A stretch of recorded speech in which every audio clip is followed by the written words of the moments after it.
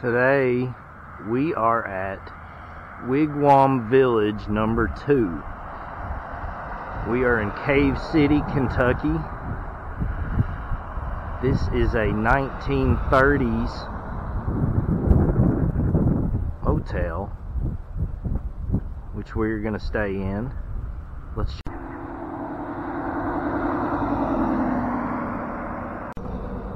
This is the main structure closest to the road. It is the largest of the structures. This is the old gift shop and motel office, and they used to have a lunch counter and restaurant,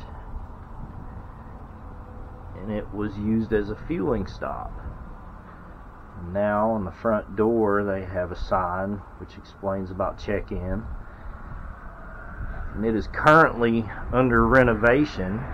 And speaking with the owner, he said to check back in about a year and hopefully they will have turned this into a coffee shop.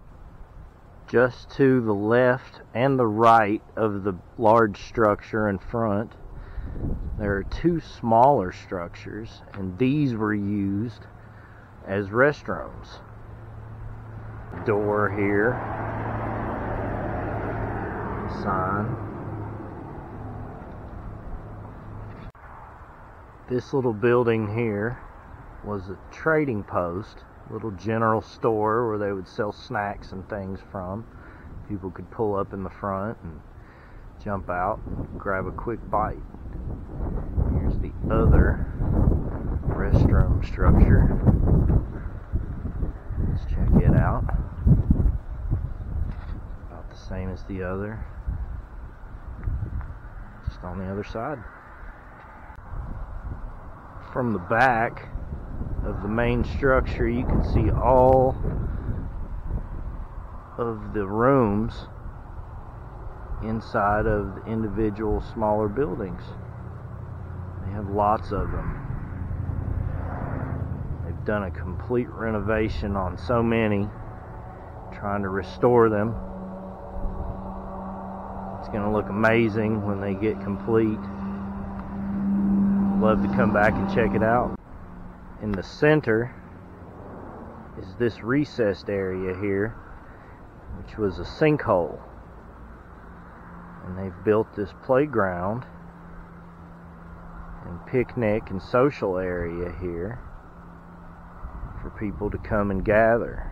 It was from the 1930s, so you didn't have TV in your room and no air conditioning, so it was probably uncomfortable in there a lot of times in the summer, so people would come out and talk and meet each other. Some of the playground equipment here. Good old-fashioned metal sturdy stuff. It's the stuff I remember playing on as a kid. They've redone it, and this is very cool. Here's a slide.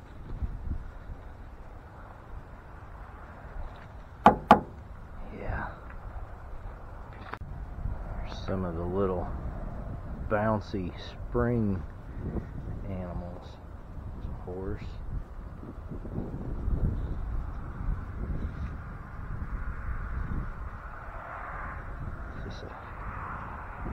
What is that?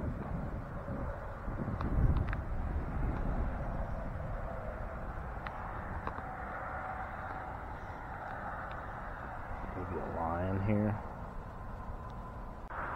They've even got picnic tables and grills if you want to bring food to cook, to eat while you're staying.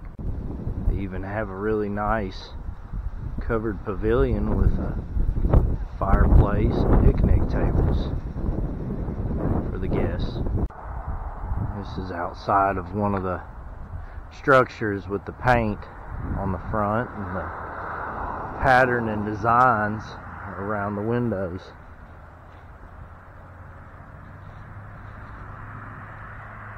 Maybe one day they'll get all these repainted and back to their glory.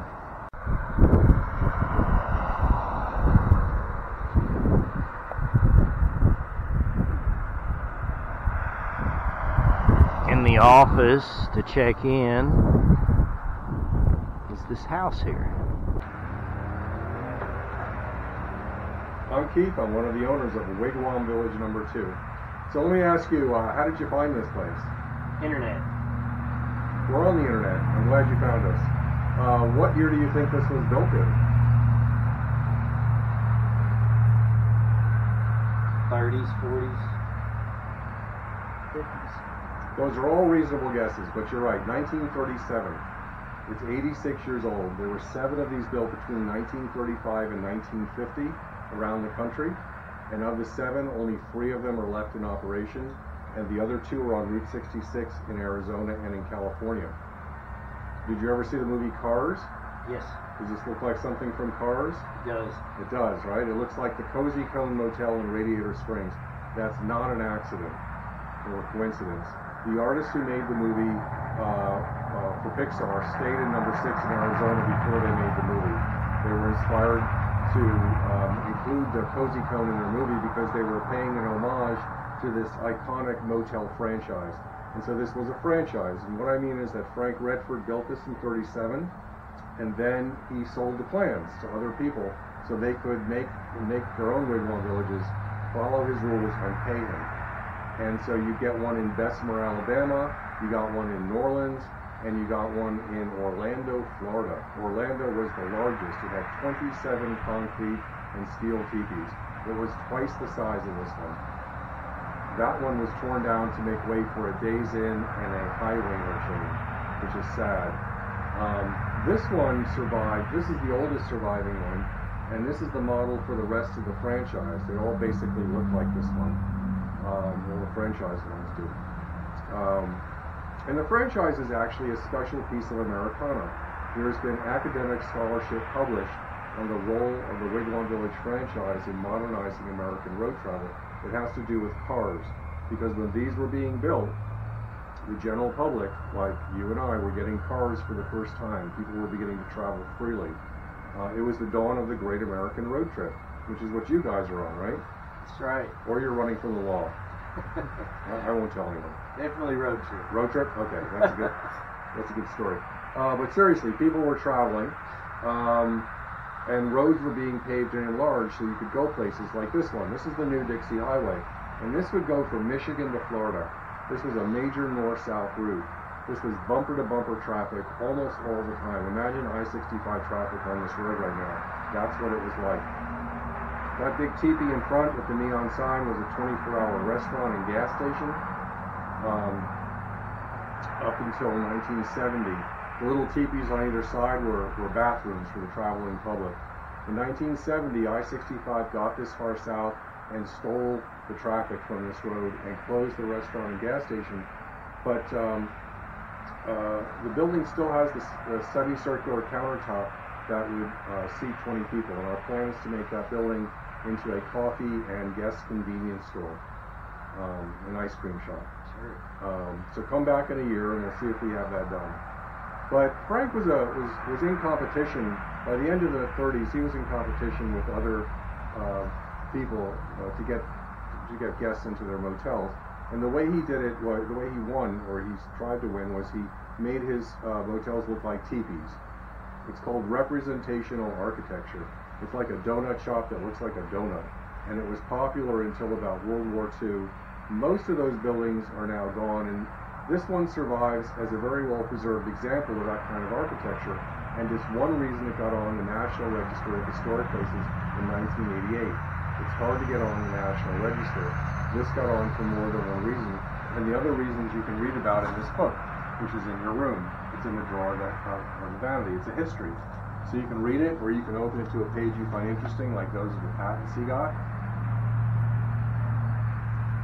You can read about Frank. He was a stern-faced man. I think everyone back then was stern-faced. And there's his mom, Sally, and his wife, Vitra. We named Vitra, the cat, after Vitra Redford. This feature was very important to the success of Wigwam Village No.2. That one, not so much. But we still love it. You can read about the real Native Americans of Kentucky and how they would have lived here, because guess what? They didn't live in teepees and they didn't live in these. So you can read about that. There's also a discussion in there about the cultural appropriation aspect of this. And what we mean is Frank was not a Native American, but he did take or appropriate Native American culture and use it, in this case inaccurately, to make a profit by selling motel rooms, which in 1937 would not have been something people generally talked about. Today we do, though, and so we like to acknowledge that it happened. And we also want to use this as an opportunity to perhaps set straight some things that he got intentionally wrong, like he called it Wigwam Village, but these look like teepees. And he knew the difference. He'd actually been to South Dakota when he was 19 and he'd seen real teepees. He just didn't like the sound of Teepee Village, so he changed the name. It would be like calling an igloo a skyscraper. It would be absurd at best, right? So he got some things wrong, but he got a lot of things right. He did important and historic things, and we think those things tend to make this place worth restoring and saving, and that's why Megan and I bought this. We're doing historic preservation, and we're trying to bring it back to the way it was on the day it opened in 1937. We bought it in November of 2020 because, of course, what else do you do during a pandemic but quit your job and buy an old motel, right? That's right. And it's all been good because of guests like y'all who are interested, if not happy, to be here. And that's encouraging, because when we bought it, it was an operating motel, and it had been for 84 years at that point. It should not have been. The rooms were in very bad shape. So we closed it for several months to get it up to our standard of comfort and safety and cleanliness. And to give you a sense, of the 15 teepees, 4 of them still are not rentable. But you're not in one of those. Unless you paid the discount rate. Did you pay the discount rate? I can't remember. You're fine. You're good. But thank you for staying here. Seriously, thank you for staying here, because you're helping to pay for the historic preservation. This is all guest driven. This is how it's happening. No one's giving us money to restore this. So we really do appreciate it. Now, a couple of quick things, and I'll get your key and set you free. And one is that Frank built these in a semicircle on purpose, and that was to promote fellowship and community among the guests. Because in 1937, when you got out of your cave and into your teepee, you really had less than nothing to do. And by less than nothing, I mean you did not even have an air conditioner. Forget about a TV. People spent a lot of time outside. They would go down to the center. We call that the bowl. It's actually a sinkhole. They would play games. They would picnic. They would light a fire in the fire pit, and then the weirdest thing would happen. It was very weird. What do you all think would happen? They talked and interacted. What? They would talk? Yes, they would talk to each other. IRL, F2F. In real life and face-to-face, people would talk to each other. It still works. So around 6:30 tonight, I'm going to bring some wood down and make a fire. There are 3 guests here tonight. It's a doubly slow time for us because it's before the holiday and school's in session. But we got 3 guests, and I know they're going to want to go down to the fire, well, at least the other 2 will. So I'll make a fire, and there are marshmallow sticks. If you have things to put on the ends of them, they don't have to be marshmallows. You're welcome to bring a beverage down there. I don't think you are. That's okay. The rooms have the original furniture from 1937. We're getting that restored as well, but we recently put fresh straw in the mattresses. So I think you'll be extra comfortable tonight. Appreciate that. Actually, they're new mattresses, and I wish I had one. They're really nice. The bathrooms are tight because the walls tilt in, which makes the mirror kind of fun to look at. But the lights are a little low, so watch your head in the bathrooms, especially in the doubles between the door and the sink. There's wireless internet that actually works, which was hard to do because these are made of concrete and steel. But Megan figured that out because obviously she's the smart one. It's true. Checkout's at 11. All you do is leave your key in the room, close the door, and wave goodbye. You don't have to come see us, and you don't have to lock the door. Any questions about any of that? I think so. Yeah. Sounds good.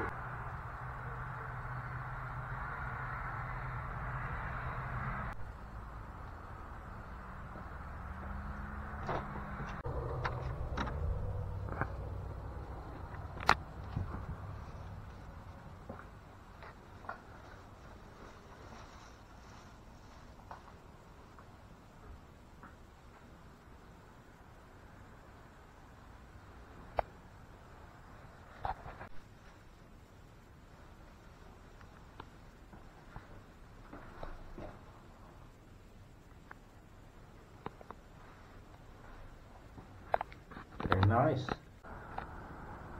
You have a really nice fire pit and seating area here in the middle of the Wigwam Village. It's dark. I don't know how well you can see the structures.